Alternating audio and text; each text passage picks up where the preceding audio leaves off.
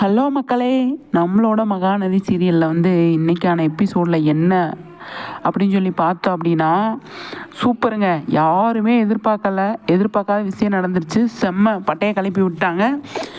விஜய்கிட்ட வந்து காவேரி, விஜய் என்ன எதிர்பார்த்தாரு? ஒரு முத்தம். கண்டிப்பாக அது கிடச்சிருச்சு.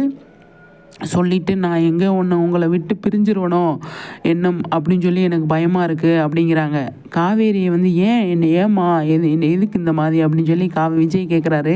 இல்லைங்க, நான் ஒவ்வொரு நொடியும் உங்களோட இருக்கிறத நான் வந்து அதை வந்து சரிஸ் பண்ணணும்னு நினைக்கிறேன். ஆனால் எனக்கு பயமாக இருக்குது அப்படிங்கிறாங்க. உனக்கு எதுக்கு பயம்? உனக்கு பயமே தேவையில்லை அப்படிங்கிறாரு விஜய்.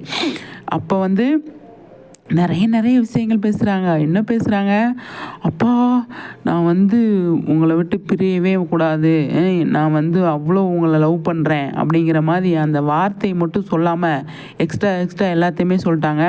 விஜய்க்கு அவ்வளோ சந்தோஷம். ஓடி வந்து கட்டி பிடிச்சி கன்னத்தில் ஒரு முத்தம், நெத்தியில் ஒரு முத்தம், அந்த மாதிரி கொடுத்து பயங்கரமாக வந்து விஜய்க்கு வந்து சந்தோஷத்தை கொடுத்துட்டாங்க. வீட்டுக்கு வந்தோடனே வந்து விஜய் வந்து கேட்குறாரு, அந்த வார்த்தை சொன்னையே அதை சொல்லுமா அப்படிங்கிறாரு. அப்போ வந்து காவேரி கையை பிடிச்சி ஒரு முத்தம் கொடுக்குறாங்க. அப்போ வந்து அதையும் பார்த்துட்டு அவ்வளோ சந்தோஷப்படுறாரு. காவேரி, எனக்கு இது போதும், நீ எனக்கு வந்து இவ்வளோ தூரம் பண்ணியிருக்க, நான் எதிர்பார்த்தது இதுதான். என்னோடய பர்த்டேவை இந்த மாதிரி தான் நீ செலிப்ரேட் பண்ணணும்னு நான் நினச்சிருந்தேன். அது வந்து கண்டிப்பாக நடந்துருச்சு.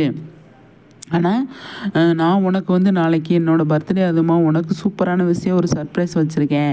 அது வந்து நான் கொடுக்க போகிறேன் அப்படின்னு சொல்லி வந்து விஜய் சொல்கிறாரு. அது என்னவாக இருக்கும் அப்படின்னா, அந்த அக்ரிமெண்ட் பேப்பராக தான் இருக்கும். அதை வந்து கிழிக்கணும் அப்படின்னு நினைக்கிறாரு. அதுக்குள்ளேயும் தான் வெண்ணிலாவை கூட்டிகிட்டு வந்துடுறாங்க.